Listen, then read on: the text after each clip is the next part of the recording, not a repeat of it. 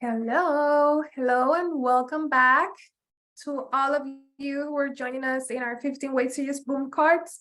Welcome to this presentation, our second presentation of the day, which is creating boom cards masterclass. And so this section will be an hour and a half long. So make sure to be comfy. You're about to learn a lot of ways that you can create boom cards and like creative ways. So thank you all who are joining us today. Here with us, we'll have Michelle Rostein. Did I say it correct? Yeah, okay, perfect. And then Monica Molmisa. So Michelle is from SOP Madness. That's her store and all her social media. And Monica from Speak and Teach PH. So make sure to follow them. They have really amazing decks that you can start using in your learning process right away. So for this one, in the first part, we'll be having Michelle showing you how to create decks like flashlight decks and those kind of decks.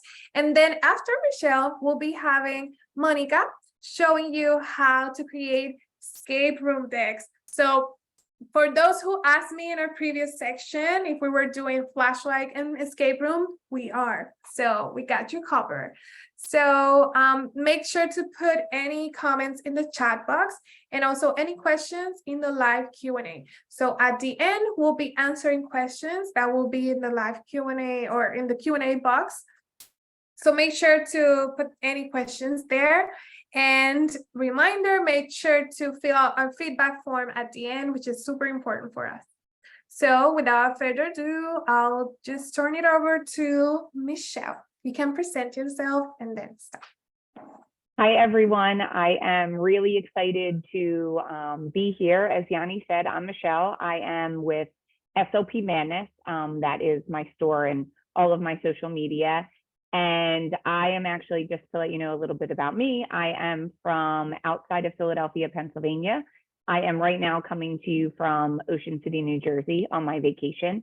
And I am so passionate about Boom and Boom cards and what they do for our instruction with students as a speech therapist, as well as for all teachers out there, that I am giving up some of my beach time in order to be here with you, because I believe very strongly in boom cards and I'm very excited to share with you. So I'm going to start. I'm going to pull up my screen for you and let's get that going. So everything is up. You should be able to see. This is just a welcome screen for you guys. I'm just so glad you're here.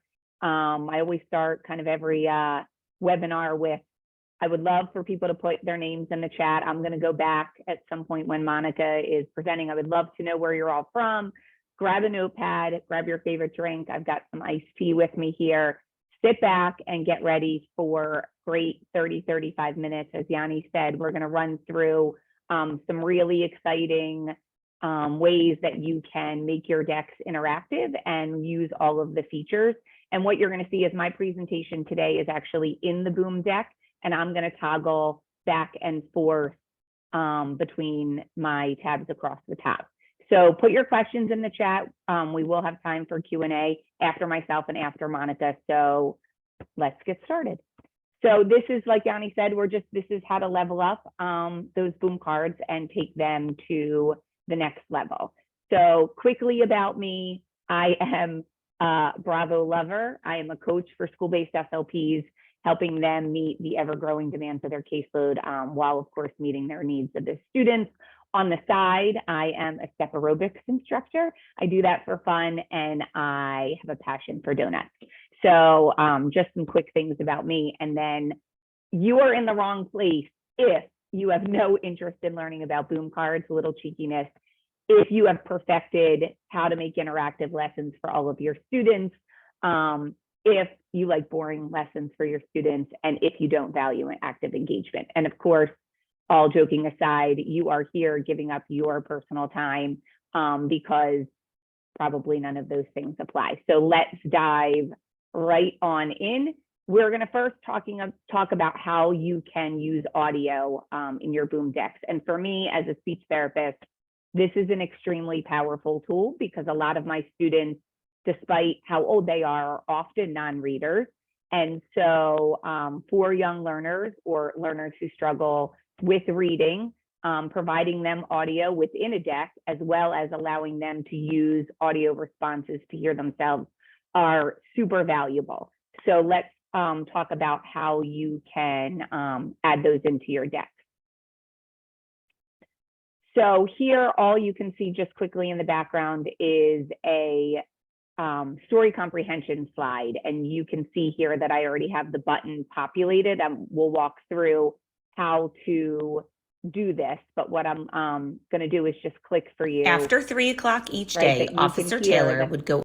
That I have the audio put in there. And some other ways that you can, that I use audio is for just some simple assessment. This is a preposition deck where I'm assessing students on a 10-item probe, whether they can apply just a single word Under.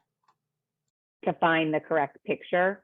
And here would be another way where I am doing it expressively for students who, again, are non-readers, might not be able to read the word under and be able to show me where under goes.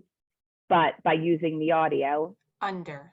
they can then hear that word and then demonstrate their knowledge. So jumping back here, I'm going to quit my deck just so you can see my workflow. I'm going to go back to where we are, and how I created this button is by coming over here to your toggles, pulling over sound, which for now, I'm just going to give you a random one. I'm going to show that that box is there. And then one of the initial things you can do is, as you can see over here, is that I changed the background color. So if nothing else, if you want to highlight for your student, or you have a visually impaired student or anything of that nature where you need to give them an additional visual cue, the simplest way to do that is really just to highlight that box. And then you would then go in and I can then change the sound, and I would be able to search the sounds that I want. Here I have it set that I want story 7 to play there. And then that would be my playable button, so that when I go to preview. After 3 o'clock each day, Officer Taylor. That would be the audio component. And that's a very beginner way to start to use audio. But what I want to show you is that in addition to changing the background color, there are other options. So here I have added a play button. Bug. All right, so this is an articulation assessment and progress monitoring data that I use for my students. But this can also be used for them to allow themselves to listen to production and give them an independent activity for modeling. So here what I did was, same thing, I dragged my audio in, and then I'm gonna close that out. And then what I'm gonna do is I'm going to come to over here to the background, and I'm going to search for a background image. So I have, as you can see, lots of folders. I did put everything in here for ease of use, but I have a play button. So I'm going to choose that play button, and then I can resize it. I can move it all around, and then I could put it on top of something. I can shrink that down. And then I would then go in, if I, right now it's set to just play the little boom ting sound, the little chime, I could then go in and change the audio. The one thing I want to show you is that while you can create a play button or a button image, you can also, if I wanted to drag the audio over a picture, let's just say for now, right, I have the play button and I want it when they click on the word gum or gumball that it's going to play for them. I can make that background transparent. I can make no background image, and then I can add my sound, and I will do this again. so that when they come to this slide, gumball machine, it plays right over the image. So here are 3 different options. Here is bug, a little play button.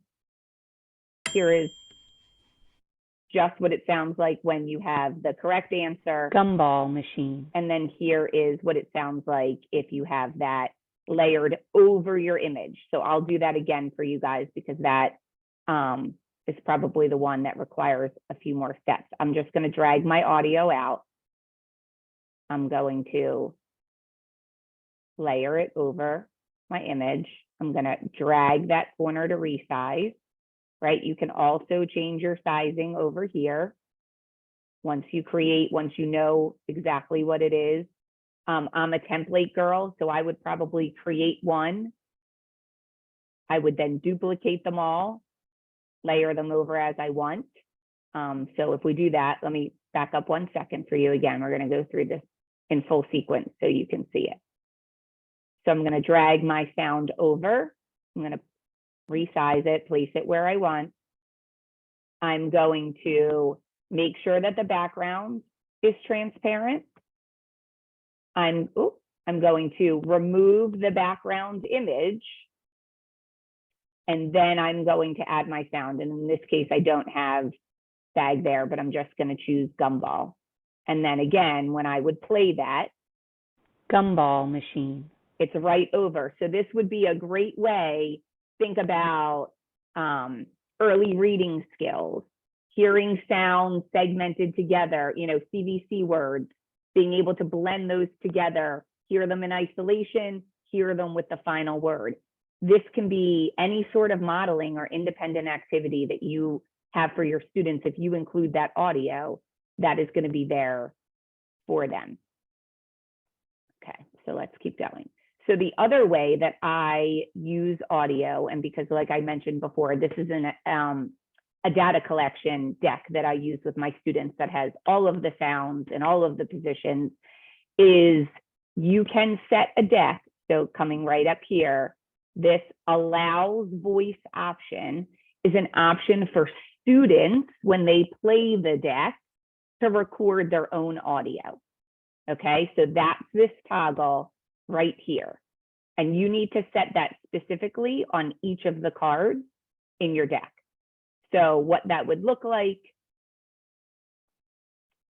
is, hold on, let me drag my screen over, is that when they get here, they could then record themselves, leave that screen open. Again, for any reading, you can go back and listen to it as long as they don't close it out.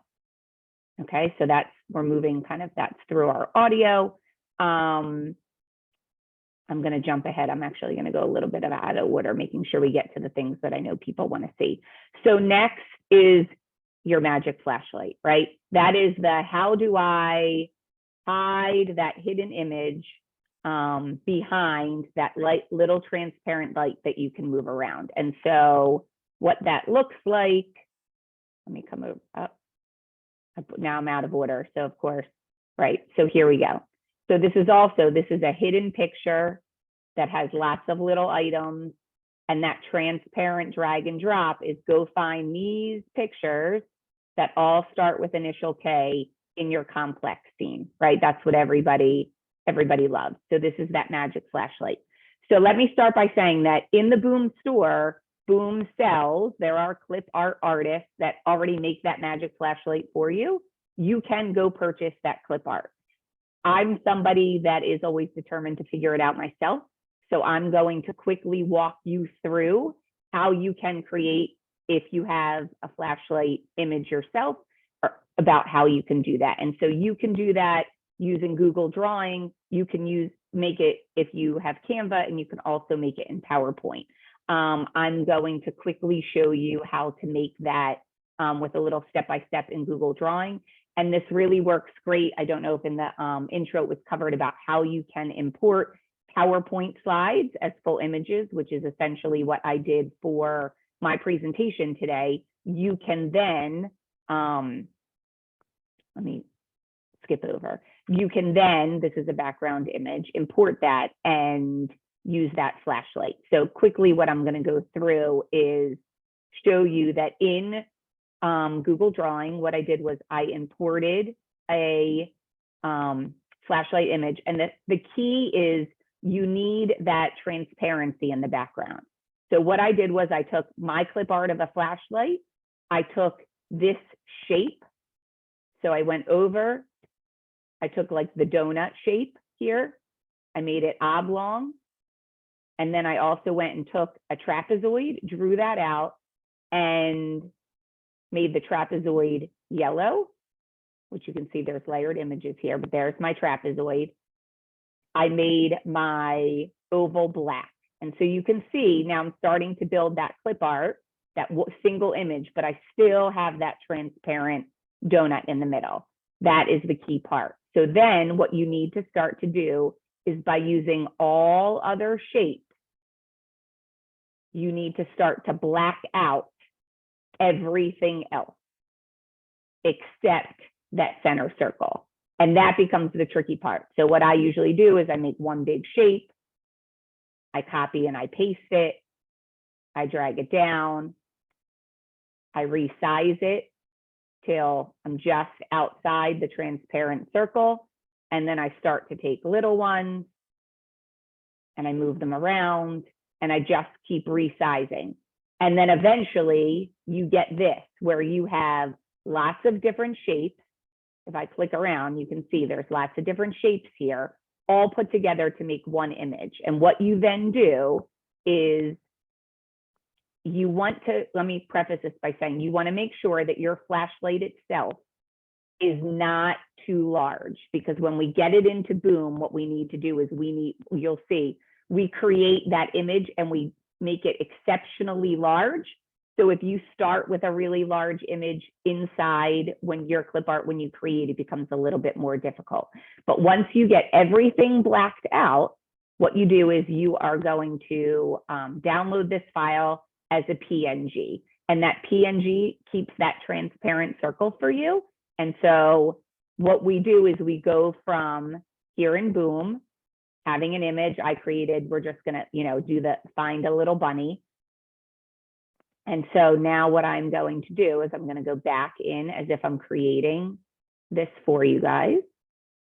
Scroll ahead, right? And so here's let me show you what the finished version is, and then I will show you how we do that. So this is one flashlight that I had in there, right? You can search for the words that are hidden. You can search for the picture. Here's the version, like, can you tell what animal is here? I can tell there are puppies. So this is what we're gonna do now. So you are going to have your background image. You are going to want to add an image over top. Oh, I didn't put my flashlight in here, look at that. So I'm going to upload. Here is, I have so many versions. So let's hope this is the right version. Let me see, that's a PNG. So now you can see here is a small image, and here's the trick. Here are the two things that you must have. This image must be draggable. Let me say that again. The flashlight image, in order to play and move it around, must be draggable. That is a key component. And we are going to resize it significantly larger. So I start playing with dimensions, and I'm going to make it exceptionally large, and let me show you why. So that when you move it around, you do not want just what happened here. You don't want the image to come way up, right? That if you keep moving around, if you scroll to the corners of the screen and you can still see some of your hidden image behind, then your sizing isn't large enough. So that's how I test that. I take my flashlight, I drag to the corner, and I can tell that when I drag over here, the sizing of my flashlight is not large enough, because when I try to check this side of the screen, my image comes in. So what I would do is I would go back. I'm going to go back to this image. I'm going to go back to the size, and I need the width to be larger. So I'm going to move it over. I would then test that again. So again, same thing. So you have to play with, and that's why I said if you shrink your flashlight, make it a little bit smaller, make your boom image really large, that will play around. I don't want to spend too much time perfecting that because I don't want to burn into Monica's time, and I want to make sure we get through everything we have planned for today. So I know we'll hit the Q&A at the end, but the next piece that I know people love is the disappearing or the eating of the images. And so I'm going to show you, this is, if there are any speech therapists out there, this is a minimal pairs articulation deck. So I have it set for each of the minimal pairs. You practice those minimal pairs, like landing on the moon. I got a little alien that you drag and drop for repeated trials.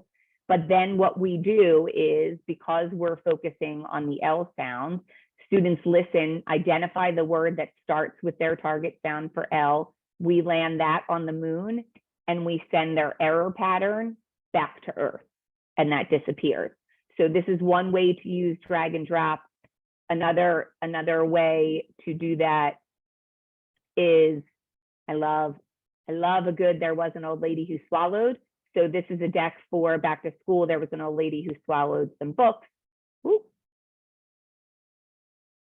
Right, everything swallows in. And then I'm also going to show you, this is a following directions activity. So put the old lady in the school. Glitchy, and she drops right in. So those are some ways to do that. And I'm going to go back and show you exactly how we do that. So the key pieces for this is that it comes down to what's called Z order. So if you're familiar with Canva, it's their position in layering. If you're familiar with PowerPoint, it is their bring to front, send to back. And then the other key pieces is that we'll walk through. We're going to create a drop zone. Your drop zone has to be larger than the images to accept. And then we want to make the front image also draggable. So those are the key pieces. So let me walk you through how to do that. This is probably the most fun. When I finally learned how to do this, when I first started using boom cards, it was a very big deal. So I'm gonna, if you don't know, if you come over here and you want to duplicate a whole slide, clone the selected card. So I'm gonna clone this card so I can manipulate this one. Okay, so what I did first was I brought in an old lady image. So I'm going to delete her out so that you can see the process. So I brought in my old lady image. I'm also going to delete this drop zone. Right, so here's my that is my one. Don't love when that happens. There's my old lady. I brought her image in. Now I'm going to bring in a button. Okay, I'm going to resize that button. I place a back image first so that I know exactly where I'm going to place my drop zone button and how large I need it to be. Maybe I want to make it a little bit wider, right? I want to shorten it up a little, because wherever your drop zone button is where that piece is going to swallow or disappear to. So in this button, the first thing I want to make sure is I make it a drop zone, which means I can drag something over. And then I also want to make it transparent. In this case, I would delete the text. It won't be seen, but that's just me. I'm also going to go into the border in case anything creeps out. I'm going to make that transparent. Then what you're going to do, this is the sequence of events, you're going to then add the images that you want. So I have just some already created here. So here's the thing, when you create a drop zone, an old lady who swallowed, I want her to be able to swallow everything. So I'm going to tell the drop zone to allow anything. And I personally like it to snap to center because I like everything to look like it's going in the same spot. Okay, so again, let me say that again. If you want it to accept everything, you do not need to connect your draggable items to the drop zone. You just need to tell it to allow anything. If this is a discrimination task where there is a right and a wrong to what's being dropped, you're going to want to select your draggable image and connect specifically what is right and what is wrong. Okay, and then I am going to layer another old lady over top. I want her to be slightly larger, and she needs to be draggable. Okay, that's the sequence of, and so if you, let's say you get in to preview this, test us out, right? These both disappear, right? Let's say this happens to you, because this will happen. So you're going to come back to this moment, timestamp 127. If you want to figure this out, you're going to come back to 127 in the replay. I'm going to resize that. Excuse me as I move this around. Let me go to size over here.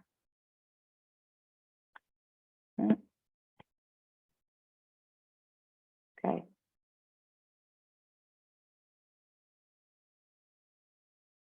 I'm going to resize it. I'm going to make it draggable. And now if this happens, right? Let me show you two things. One, I didn't connect it. Okay, that's your first thing. So that's going to happen. So now let's see.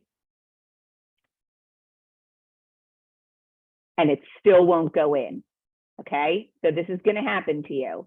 This is because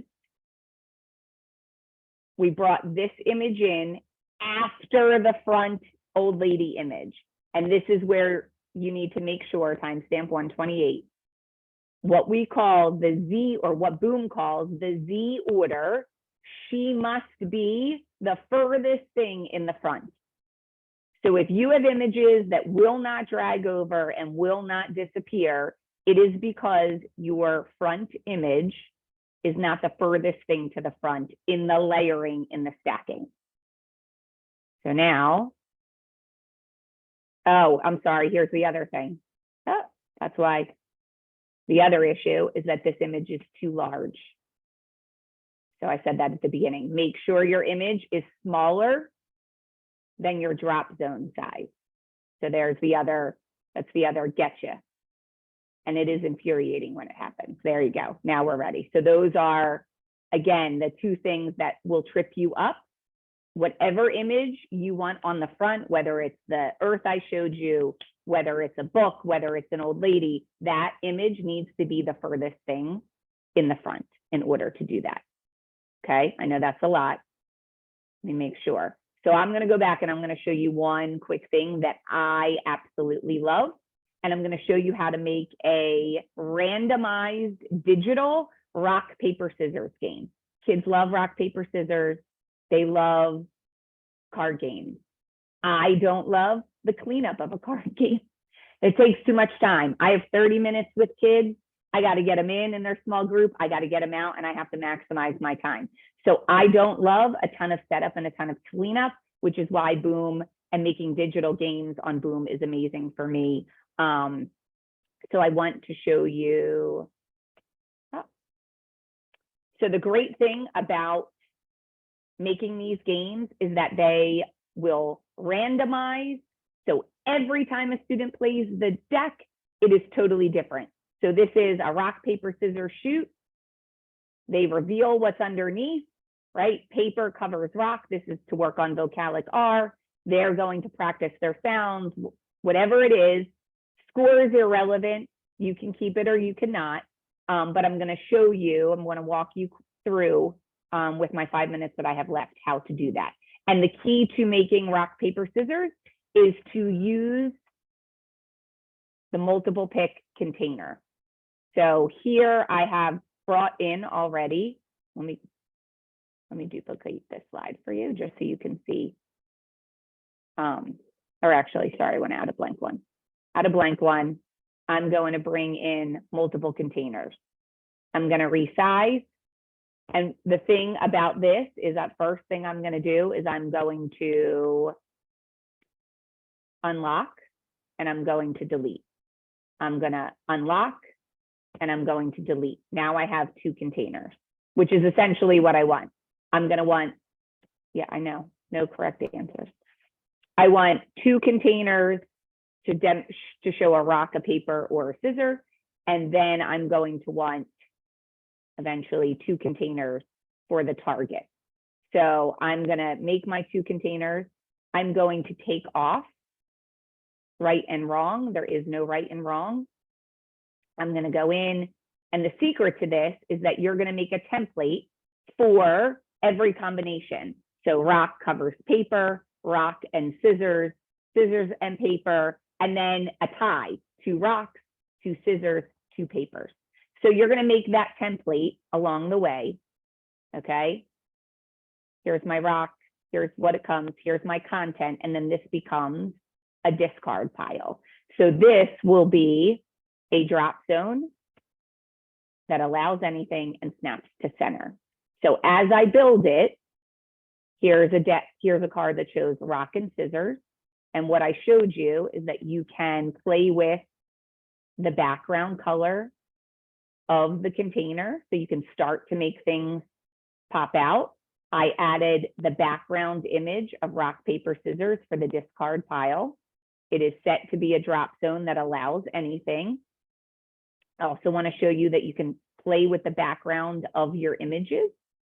And then I just want you to see that this can be anything. This can be math facts.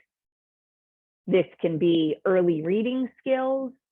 For me, it's articulation. I add some covers, which are draggable images. So I add an image. I'm just going to do this for now. I'm going to create, whoa, that is way large. Right? I'm going to create that size. I'm going to make it draggable. And then it's going, here I would change the background, which is what I did here. Change the background color. And then it becomes a cover so that as they play, this becomes then what they play. So rock, paper, scissors, shoot. They drag over. Let's say I was working on categories. A student might say a jellyfish is an ocean animal, a pig is a farm animal. They decide who beats who and they move on. But again, another great way when you're short on time and you need collaborative activities with active engagement, another great way to use Boom. So I think I've got 134. I think I did it. The one thing with my 1 minute left. I just want to show you, I did see early on somebody in the chat said like, oh, can you put the names of the presenters in the chat? So this is me, Michelle Rothstein, SLP Madness. You can scan the QR code. Thank you, Monica, for the tip. It will take you to my website if you are a speech pathologist or a special educator. It will gain you access to my exclusive content there.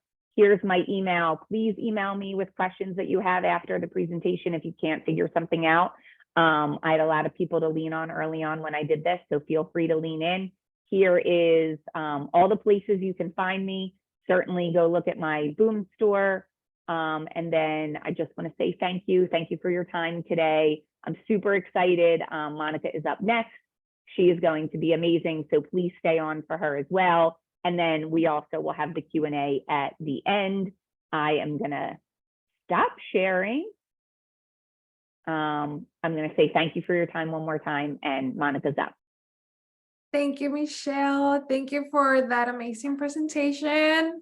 Love it. I know all of the attendees here love to learn how to create all this type of activities in Boom cards, and we do have a lot of questions. I wanted to say that we'll be answering those at the end. So yes, Michelle, we have a lot of questions about how you record audio, how you upload it, how you like all all of those type of questions. We'll be answering those at the end. So make sure to stay until the end for the live Q&A section. So now let's go over to Monica. Hi, everyone. Good day. So I'm Monica. Just like Michelle, I'm actually a speech and language pathologist, but I'm practicing in the Philippines. So when the question was asked earlier, where are you from? So I'm glad to see that some international settlers are also here. So welcome, and I'm so glad to be here right now. By the way, aside from being a speech pathologist, I am also the author of Speak and Teach PH. And of course, just like what they were mentioning today, I will be presenting about one of the most popular type of boom card activities, which is the escape room. So I hope that by the end of the presentation, you will be confident to make your own escape room activity or gain. If you're doing one, I hope you gain more tips and tricks to incorporate on your resources. So let me just share my screen quickly. Okay, I'm gonna share sound. So all right, so here it is. So today I'm going to talk about escape room. So this presentation has 3 parts. The first part is I'm just gonna enumerate all the features that you can use inside the Boom to create escape rooms. The second one is that I'm going to demonstrate an escape room activity, and then I'm going to walk through on how I created it. And then the third part is that I'm going to give tips and tricks on how you're going to create more creative activities. So now let's talk about escape rooms. So escape rooms, I love escape rooms. I remember even before Boom was a thing, that was years ago. So I used to I used to search for escape room types of activities, and I love to play with it. So that is the experience that I wanted to bring whenever I design one. So even though it's quite detailed, whenever you're creating escape rooms, it's more detailed, but I see it as more rewarding because it's something that you can give a premium on because you took hours to make it. So now this is what we're going to try to replicate today. Before we get into the features, which is our first part, here are some things that you need to remember. Number 1, before you create, think of your end in mind. Like number 1, what goals do you want to target? For us SLPs or for this particular activities, we are going to do identifying emotions. But for example, you're a math teacher, you can always do order of operations, you can do addition, subtraction. If you're a science teacher, you can do anything about science concepts. So think of the goals that you want to target. Next is the storyline. Since it's an escape room, the idea is that you escape from something. It's not just like you decorate locks or keys. It's not like that, but it's more of whenever we are creating escape rooms, we want to have a storyline on it. Like, where are you trying to escape from? Are you trying to escape from a castle? Probably. You're trying to escape from an enchanted forest? Probably. So set that storyline in mind.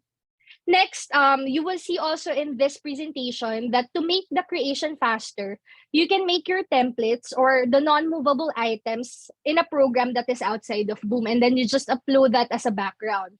You can do that, for example, on PowerPoint, or if you're using Mac, you can use Keynote, or if you're more comfortable using Canva, you can always do that.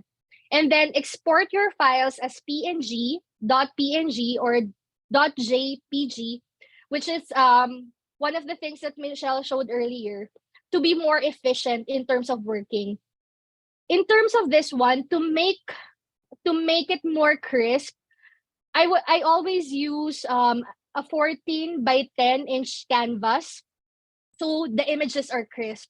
You can always do 7 by 5 inches, but I prefer 14 by 10 inches so that the images are crisp whenever I upload them in the system.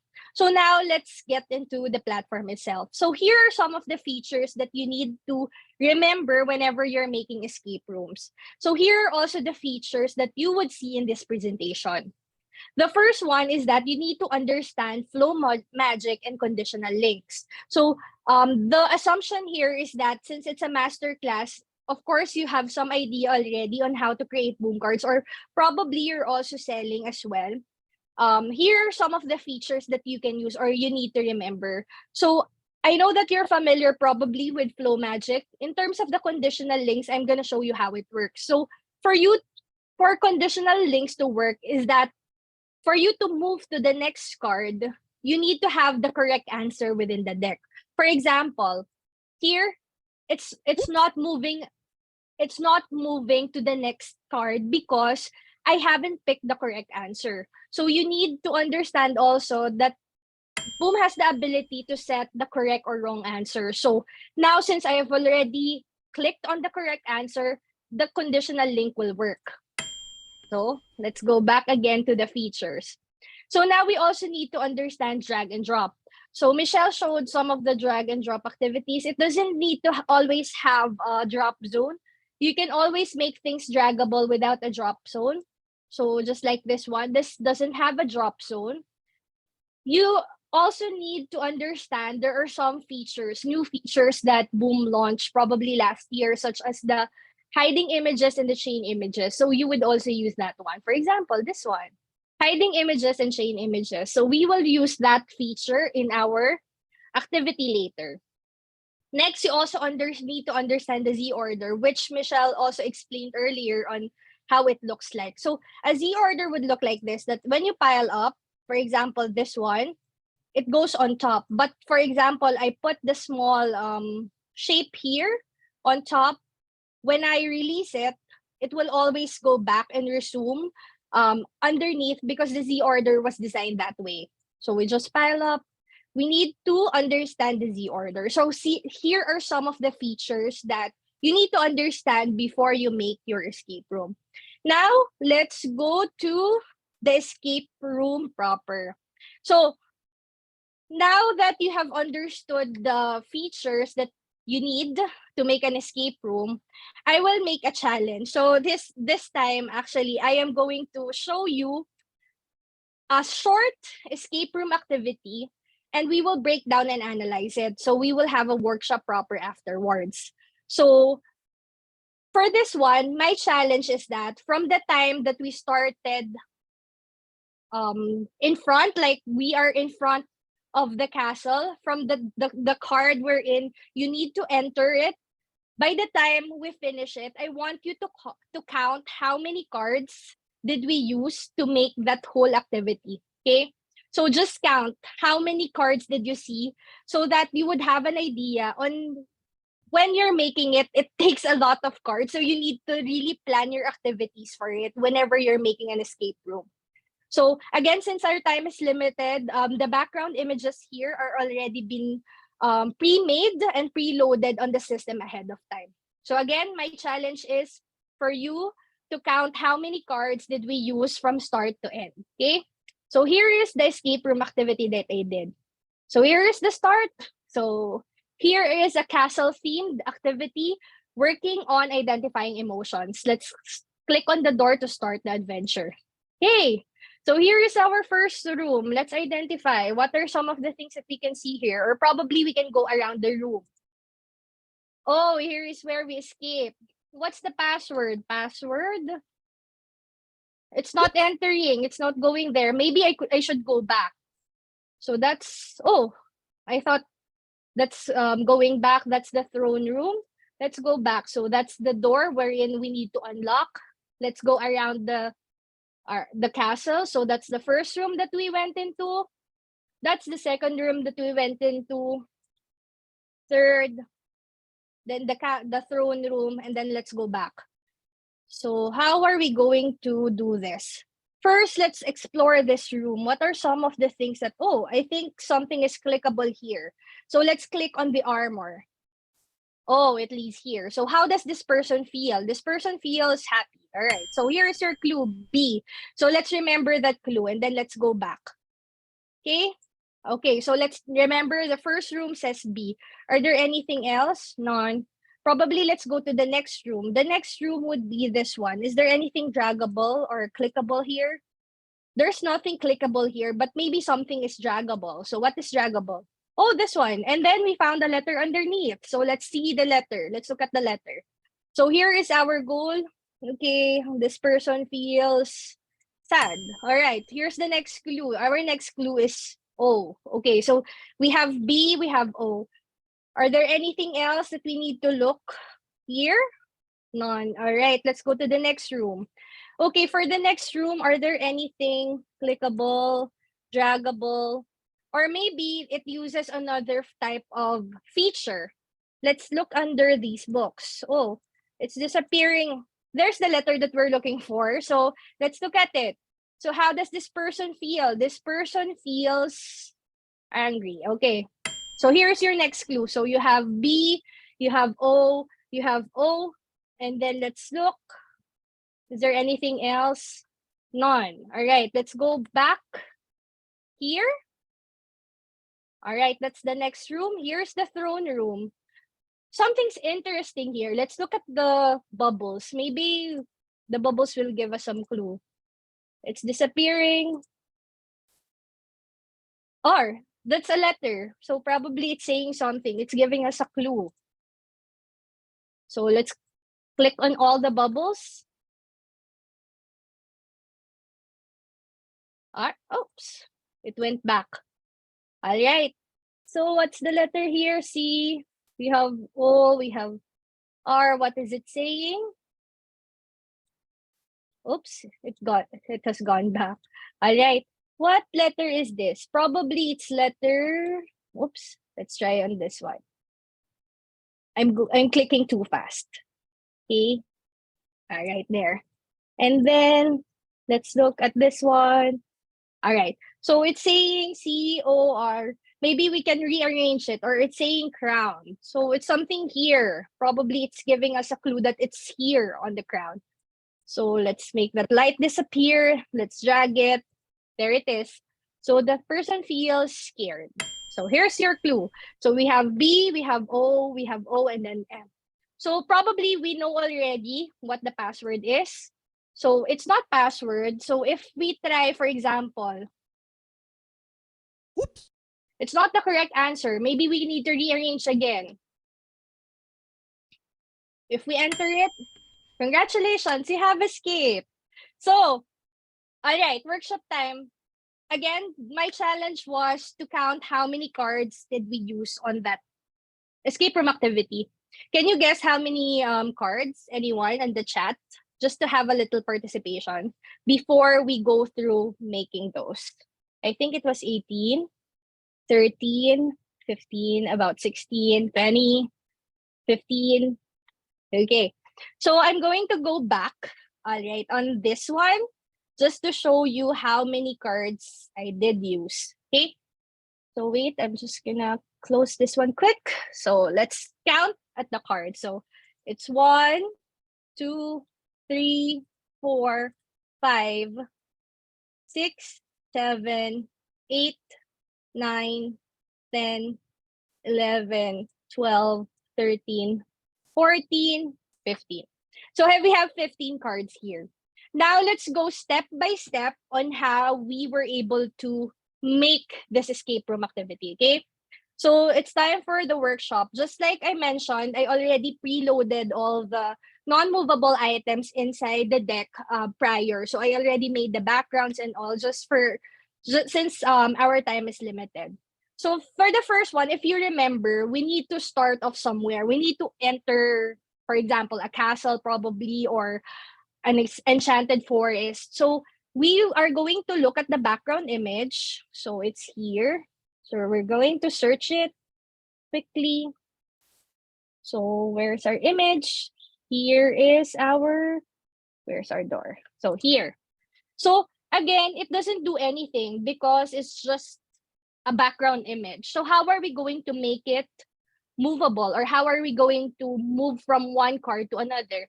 Again, make sure that you understand the meaning of flow magic. So how are we going to do this?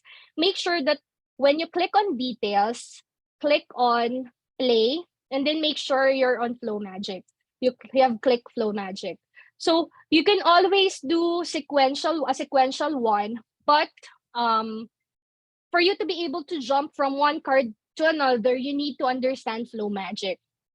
So now we have flow magic, and then we are going to just drag, overlay the text, delete it quickly, so that when you click on the door, you would move to the next card. So we need to link it to the next card. Okay? So we already have the links for the first card. So we assume that we can now enter the door. So the first room that we saw here is the armor room, or probably the fireplace room. So what's missing here was that, if you remember, one of the features that we saw here is that you can click on any of the items, so that could be one of your approaches. Click on any of the items and then it could link to a prompt or something that you need to answer. So let's drag image, and then our oopsie. All right. Here is our armor. Okay. So here, oopsie. Let's drag it up. Okay. So let's resize it and then link to our prompt, which is here. So also, I don't think there are links here. There are text boxes that are already in position, but they haven't been linked to, because I wanted to have an image of like it's going around the castle. So here I would like to link it to, ideally it links to the throne room. Oopsie, it links to the door, links to the door. And then the next one links to the other room.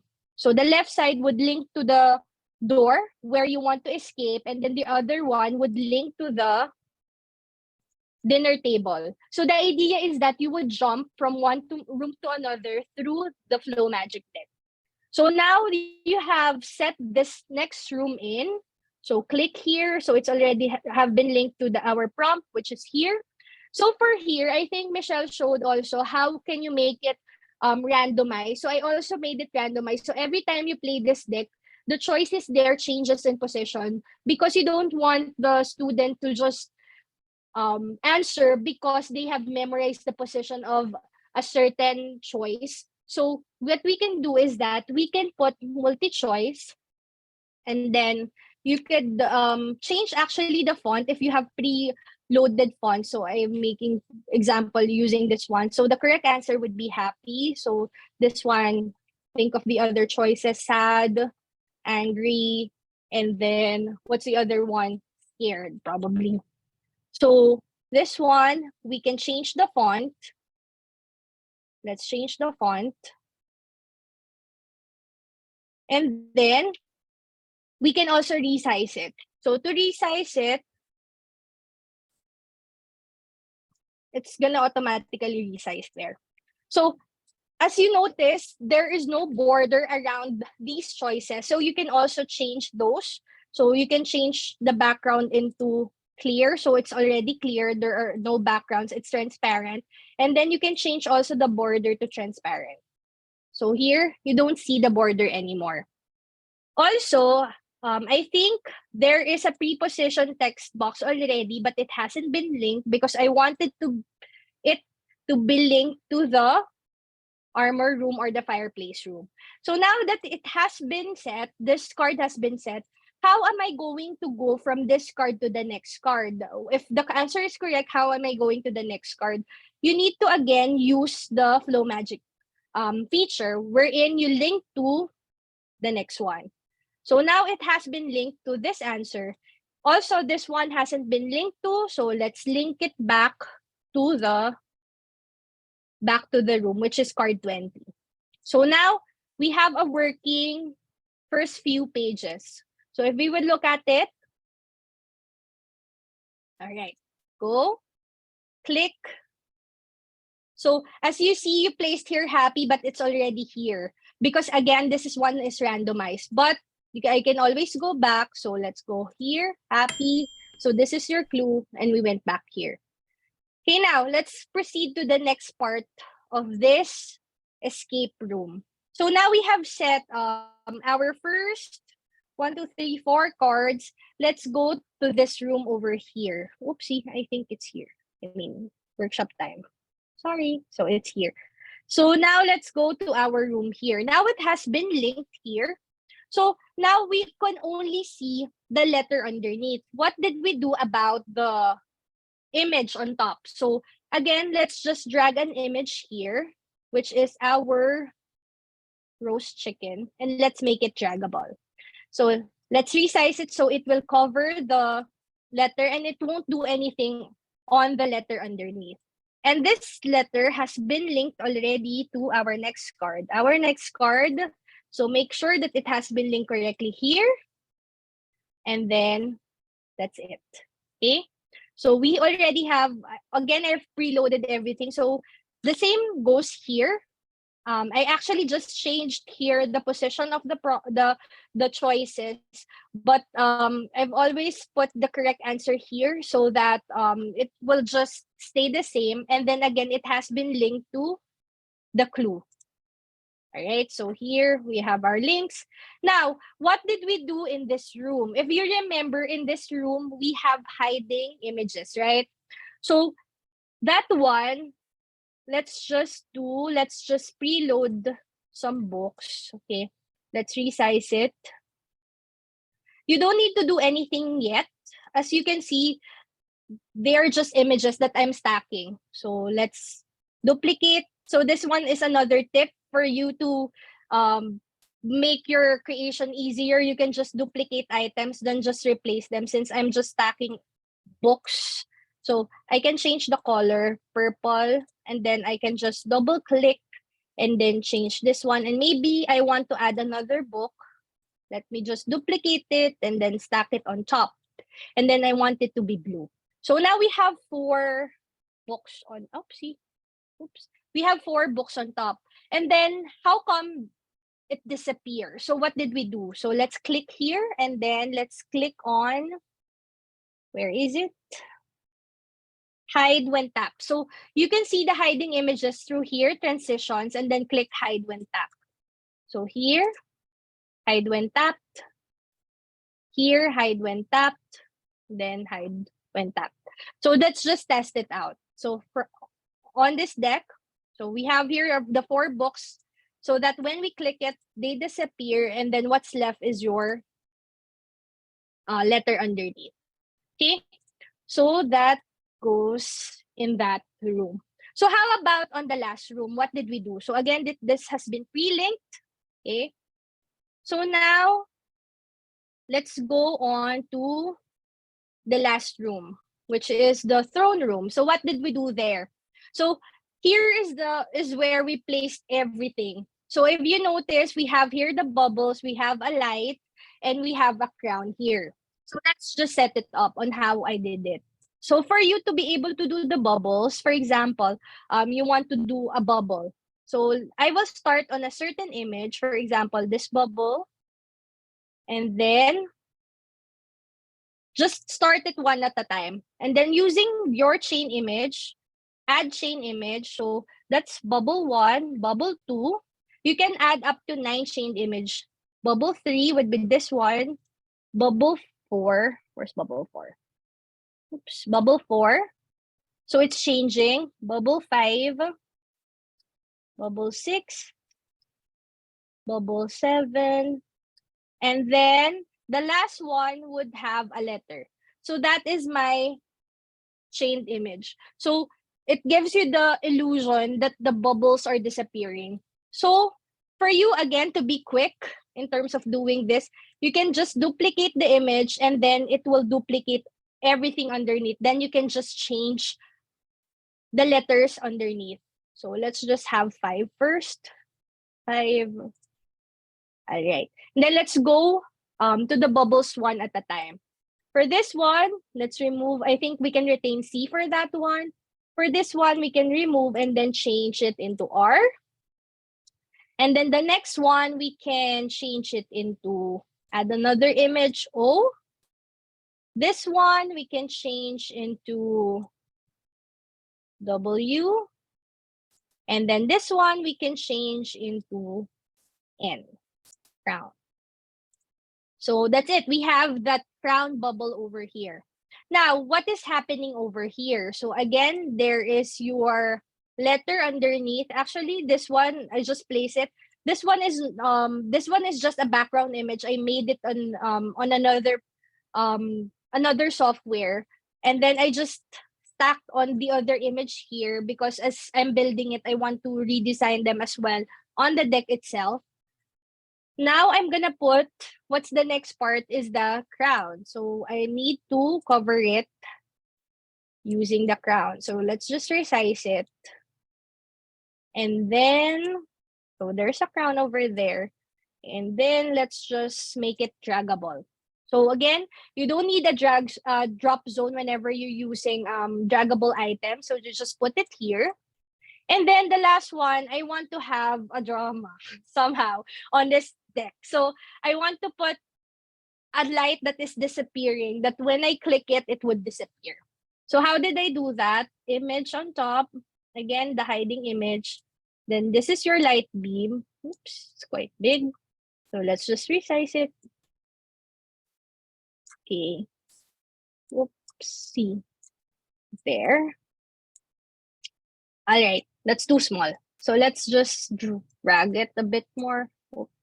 And then again, our goal is to hide it whenever you click it. So where is our transition? Then hide when tapped. So let's just see how it plays when we preview it, if it's correct. If what we did is correct. So it's not disappearing here. All right, see. The next one is R. So that's the bubble illusion. Oh, the next illusion is this one. Okay, then this one. All right, so that's it. So that's working. Now let's see if the light is working. The light beam is working. I made it too high, but you can adjust that. So see, when you click it, it disappears. Now we can see if it moves. All right, it moves. So that is how we did it. Now, so I think we covered each of the rooms. How about the last part? This is where your conditional link comes in. That for you to be able to use it, you need to understand conditional links. So let's proceed to our last room here. So how did we do it? So we already have text box in places, and of course, here we just need to link them. So for you to be able to use, for you to be able to type here, what you need to do is you need to use the fill in the blank option. So just resize your fill in the blank option. Again, you can change the font. So you can change the font face. For example, I'm using this font. And then you can also change the color. Then you can also change the size. For example, I'm using 40. And then for you to be able to put in your password, make sure that you type it on this chat box. Our password is boom, then submit it. You know that it's working if it's already placed here. You don't need to check case sensitive unless you want it to be all capitalized or, for example, all small letters. Open response would work, for example, for extremely long answers that doesn't have an exact answer, that there's it's an open-ended response question. Multi-line would just be, for example, for really long ones, you can enter in and then you can make a really long response over there. So, and then numeric, for example, if you only want number responses, so you can always do that. But here, for our activity, I don't need to click any of those items. So that is where we type it.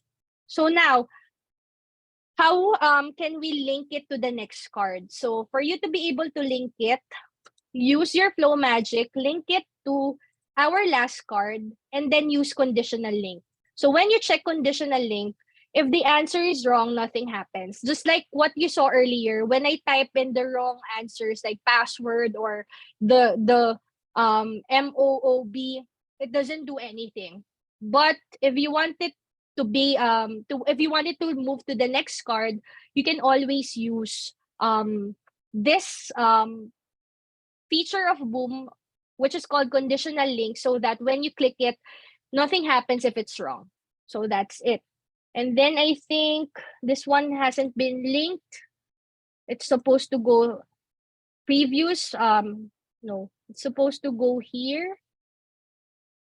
To go back here on our first room, and then it's supposed to go to the previous room. So now let's test if it's working. Okay, preview. So again, for example, if we type the wrong password, Oops. earlier I tried small letters, right? So even since I didn't click on the case sensitive, you can type all capital letters and it will still do its thing. Okay, so let's go back, overview. So here, okay. So now I think the links are all here. This is your final room. Okay. And I think that's it. We have escape. So now last part would be more tips. So I think we will have more time for Q&A later. But for more tips, so here's a QR code. I actually made I wrote an ebook. I compiled ideas, I curated ideas or some of the ideas that I do and sell. So here is an ebook for that. So you can scan the QR code to get a copy of this ebook for free. So just a full disclosure, when you scan that and you sign up, you actually sign up for my newsletter. So you can always unsubscribe anytime, but I would love it for you to stay there and for you to get more tips on how to create all things Boom. So you just scan that QR code and then you will get this ebook for free. I think this is 42 pages and then it has 25 ideas. So it talks about from getting started on setting up your Boom store and then the checklist that you need. For example, if you're selling on other platforms, and then some of the tools that you can use, and then 25 ideas that you can use, including escape rooms and then the flashlight rooms and other things like disappearing, the ones that are really popular. And there are more tips on, for example, hiding images, on how you can use that. So I guess that's it. So thank you so much for having me. And it's always a pleasure actually to present for Boom. And we know that we love Boom so much. Thank you. All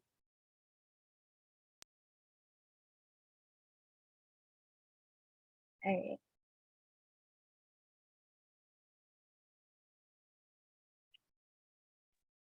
So it looks like, oh, there she. I was looking for Zoom. I was like, where is it? I was actually trying to create something in the studio from one of our questions in the Q&A. So sorry about that. So thank you very much, Monica, for that amazing presentation. And we do have a lot of questions in the Q&A. So we have plenty of time to go over those. So first, I believe this is for the Michelle section, but you can both answer to any of the questions, okay? So here we have Janice asking, can you show us how to put a spinner into our deck?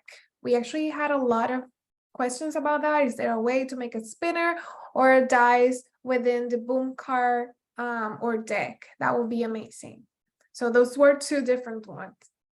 So I'm going to jump in and say I actually have not. I always use Toy Theater digital dice tabbed next to my Boom card. Way back when we could import videos or YouTube videos, I used to import digital dice, but that is not a feature that's available anymore. So I don't know, Monica, if you have any spinners or digital dice in your decks you want to jump in and showcase, but I've always just gone to another digital platform in order to do that. Yeah, for that, actually, I haven't put any dice as well on my decks. But just to give an idea on how you can make it, number one, you could use the video feature on Boom. You can still upload videos through Vimeo. So you can upload just a dice, a dice video on Vimeo, and then you can put the link there on the video itself, and then it would appear on the Boom deck. Then you can just pause it. Another idea would be some actually sellers sell, for example, GIFs or images that you can use. You can directly import that on Boom.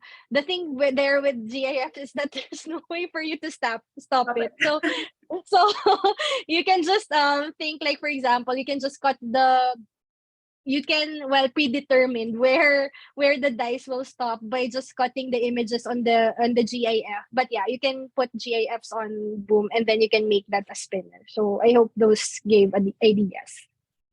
yeah, Perfect. Thank you for that. And yeah, what I've seen a lot of index for this type of ask is that they use the video feature. And so that will be having a link from Vimeo, the YouTube, the video in Vimeo, and then paste the link into Boom. And so yeah, you can just pause the video with the spinner or the dice. So that's how I've been seeing how our publishers have been adding those into Boom cards. So thank you both. And then let me see. So we had also a lot of questions about this, Michelle, and it was, what software do you use to record audio, and how do you upload your audio to Boom Learning? Is there a certain Okay. So I would tell you I do it two different ways. One, my laptop, I use a PC. It comes with a voice recorder. I type, check your laptop and check for voice recorder. The other way that I do it most often now is straight through voice memo on your phone. So if you're an iPhone user, I can't speak about another phone, how they come, but I use the voice memo. And what I then do, I'm going to run through the process for you. So I'm going to write little voice memo. And then the key to it, and you can see, I'm going to hold it up. If you can see that I have a series of these are actually Boom recordings, is that come up with a naming convention, a naming system for yourself. So either way, when you do it on your computer or you do it on your phone, the phone defaults to your location. So it would write for me right now, it would say Ocean City 1, Ocean City 2, Ocean City 3, which is not going to help me, one, when I need to know what it says, if it's more than a single word. So if it's a single word, you can quickly record yourself. Yep, there's my address, exactly where I am. And if you just type on it, you have the option to rename it. So now it's silly to hold it up, but now it says rename. So I am also, because I am not, my district is not a Google user, so I'm a Microsoft user. So I then take those recordings off my phone and I upload them to my OneDrive app. So you can write from the phone, send it to the app, and then I can access that on my desktop. And then I upload them straight into Boom, and they are all named correctly, so that when I want to do multiple files at one time, I can find the exact audio clip for what I need. Same thing would be if I use the software on my computer, I'm going to name it very specifically. It does save the one step of uploading to your OneDrive, but I like to back everything up. So I would do that anyway to keep a duplicate and not leave it just on the recordings folder on my laptop, because I don't want to lose that audio, even though eventually it would be in Boom. So I would drag and drop and copy it to my OneDrive anyway. So that's why I don't mind the extra step on my phone. So I hope that helps. I used to use a special microphone. I just feel like the recordings now are good enough that you don't need to do anything special. So that would be my recommendation for you guys. Monica, if you have anything else that you would add. I think you mentioned about PC. I'm using Mac. So if you're using Mac, I think I'm speaking from the Mac perspective. So if in your Mac, you have what you call QuickTime Player. So you can go to QuickTime Player. And then when you click QuickTime Player, you go to File. And then you can have, it's either new movie recording, audio, or screen. So for audio in particular, just click on new audio recording, and then you can just record your audio there, and then just rename it, just like the process that Michelle did. So make sure that you rename it so that you won't be confused when you upload it in the system. So just that's it. Thank you. And one more thing, if you have iPhone and you have a Mac, one way that I use it, and it is like super quick, same thing, I use the voice recording or voice memo, and then I just airdrop the voice Yeah, memo to my Mac and just upload it to the boom card. And in the voice memo app, you can actually trim, you can rename, and now they have a new feature. Well, I think it's a new feature. I discovered it like a month ago, where you can remove the background sound, or kind of that stuff, so it will be only your voice. So that is amazing. And so for those of you, can someone share your screen to show them how you upload the audio to Boom Learning, because we have that question. Sure. Do you want me to just go ahead and do that? I have to think about where my audio is, but give me 1 second. I will share back. Okay. All right. Sorry, I'm still in presentation mode on here. I like to think, let me go to one of the cards. So again, if I double click on, and I want to change my sound, right? This is what is preloaded in here. And again, here you can see, so just to give you a glimpse. So this was audio that was going to go for multiple choice questions to go with the stories. So I have everything named, like this is story 1, question 1, response D. So like I did that all on my phone, and then how did I upload that? So I have to remember where I have everything saved. I'm going to go quickly off, I think, under my documents. So if I recorded it straight off my phone, here is where my recordings are. So for the training, when I showed just how I had Bug recorded, Piglet, and then the option for Gumball. So I did those off my computer, not on my phone. So I went to voice recorder. Right here, you can see I named everything. One of the things I didn't show was that when you use the disappearing, you can also add audio to those things. So one of the things I did was like, you can have that old lady say like, yum, I swallowed a book, or whatever it is. Think about ways that you can combine those features together. But here would be, I recorded the audio, and then this is where it's saved on my computer. And then in order to upload it into Boom, there's one of 2 ways. So I'm going to actually go out of my deck. I'm going to go to my studio. And if you come over here to sounds, this is where you can bulk upload more than one at a time. So you can create a folder. So I would recommend organizing them by deck. That's just me, so that if you need to find something later. So if I called this training 2, because I already have a training, I go into that folder, and then you can choose to upload by clicking this way. And then I would go down to documents. Where's my voice? No, hold on. All right, let me check my location.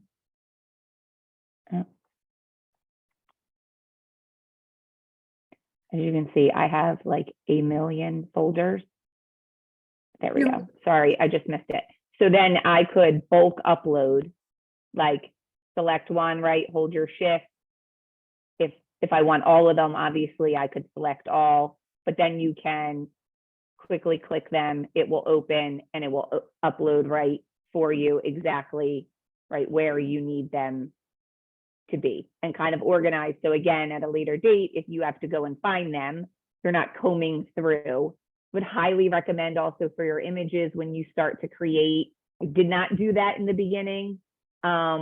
Digital organization, it will save your life so much. Just to use the folder feature when you start to create. I think that's hugely important. So I'm going to stop sharing. And I guess the other way that you were going to show is if when you add a sound feature into the deck, you can just upload from there. So do you want me to go back and just show that as well, Yanni, again? Yes, sure. Okay. All right.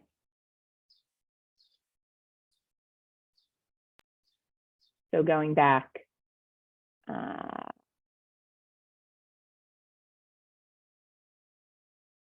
so where was my train? Right, so if you're going to do it one at a time, I'm going to come down here. I'm going to drag my box over, and then if I have them already uploaded, I can choose the one I want. And then if I accidentally choose the wrong one, right, you select that. And then you can play with the resizing, play with what the background looks like, right? An ear for listen here, whatever it is, you can play with that. And then you can do those one at a time. Thank you, Michelle. Yeah, absolutely. And so, Monica, we had a lot of questions asking. So let's say, Monica, your escape room graphics are so cohesive. Did you purchase them all together as a set? Yeah. Yes, for those who were asking about the graphics, yes, I did purchase them as a set. So if you're wondering where I bought it, so let me just tell first where you can buy your clips. Of course, you know that you can buy your clips from the Boom store. You can buy from TPT sellers. And then this one, this particular graphics, I actually found from a friend. So there's a site called gamedeveloperstudio.com. So that is where I bought these clips. When you read the terms, that's for video games. So you can use these video games for different types of, not just for video games, but also for other activities, both for personal and commercial use. Again, if you're selling, so make sure that it's good for commercial use. So you can reuse those clips again and again. But yes, because that's that's why it's so cohesive, because I bought them from one person. So that is from that website. Again, it's www.gamedeveloperstudio.com. So you can check that out. So that is where I bought those clips. Perfect. Thank you. I'm sorry, I got something in my ear. And so Fallon is asking, how do you randomize answers? Does it do it automatically when you use multiple containers?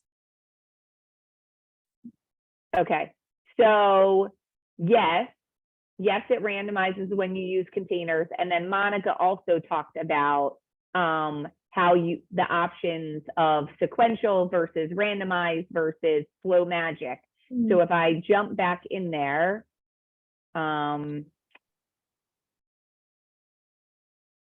so let me find so this is my deck, right? So this is set. And I want to show you, this is just a little tip. Well, the tip is going to be that I have an intro, an introduction page, right? A directions page, but essentially I want everything else in the deck, in all 40 cards, to randomize. So if I come down here and I click on the details and I click play, right? Monica talked about how hers were linked all through Flow Magic. This is set to randomize, but the important part is I don't want to shuffle the first card, so that if somebody's playing it for the first time and you're seeing it for the first time, or the students are playing for the first time, you can put a directions card in there and it will always show that one first, and then it will randomize everything else for you, as well as you can also set how many cards will they play before they're done. So if the limit to Boom now is 100 cards. So, I mean, some of my decks are set for 100. If you are working with the students, obviously you can control their start and stop times, which a lot of times I am in my small groups. But if you're sending students off to work independently, you can set how many cards they're going to play. And so this is one way to randomize it, as well as in the containers, like Monica showed how her answer choices, when she dragged over her multiple choice text, these containers were automatically set to randomize. So just like if I put them side by side, you can see the upper left-hand corner always defaults as the correct answer. In Monica's case with emotions, right, there was a correct and there were incorrect. So she showed you that one time, even though happy was up here, it populated down here when she went to play the deck. The same is going to be the case for these containers. So whatever you have up here may show over here, and then what you have down here is going to randomize. So whether you have 2 in a container, whether you have 3 in a container, whether you have 4 in a container, and you can actually, I'm not going to get into that, but you could do more than that. It will shuffle each time you play. The key is don't ever play in preview mode. So when you are a creator and a user, I always go to my studio side first. That's my default, because this is where I spend most of my time. But when I play with kids, you have to play. I got a lot of decks in here. You got to play from the library. And so whether you assign it or whether you fast pin it or hyperlink, to get that randomization, you need to play from this end of things, not your studio end of things. I hope that makes sense. Yeah, you can also use a fast spin. So Yeah. that's Yes. Yeah. Let me just jump in. Like what is, just to add on what Michelle is saying, if I can share my screen. In terms of the multi-pick, just for you, you can also opt in. For example, this one, you will see the container properties here. So there's a check here for the randomized item. So you can uncheck it. For example, if you don't want to randomize it, so the position will stay as it is. But as long as this one is checked, it will always go back to the randomized option. So that's just also just to add on to what Michelle was saying. Yeah, thank you. So Thank you can you, either Monica. choose, you can either choose to randomize or not. So thank you both. And so we have time for one more question, and it's, how do you add more fonts to the drop down menu? So I believe I saw this questions coming up when I was showing how to change the. So for you to change the font, you can wait. Let me just share my screen quickly. By the way, for those who are asking for the QR code, it's here, but I'm gonna show that again later. So, wait, go here, and then there's a button here for the asset managers, and then just put then just click it and then upload whichever brand font that you have. So these are my brand fonts, so that's why I uploaded them here. If you have other brand fonts, again, just make sure that when you're using it for selling, it has commercial use, and then you acknowledge and you attribute it to the author. So just upload it here, and then it will automatically appear on your studio once you use it. Thank you. And thank you for saying that, because you need to have the copyright issues, like copyright license. So I think that is everything for today. We also had questions about chain images. So I'm guessing we can have a separate webinar about different ways you can use chain images to create boom cards. Thank you all very much for joining us. Make sure to fill out the feedback form and to join us in our next section. Will be 30 minutes. It will be for elementary level and secondary level or high school level. So make sure to check that and join us for that. Thank you again, Monica, and thank you again, Michelle, for teaching us these great tips and how to create this amazing decks. And make sure to follow Monica and Michelle. We already share their stores. We already share everything. So make sure to follow them, and we'll see you in our next section. Thank you. Bye, everyone. Thank you. Bye. Bye, everyone.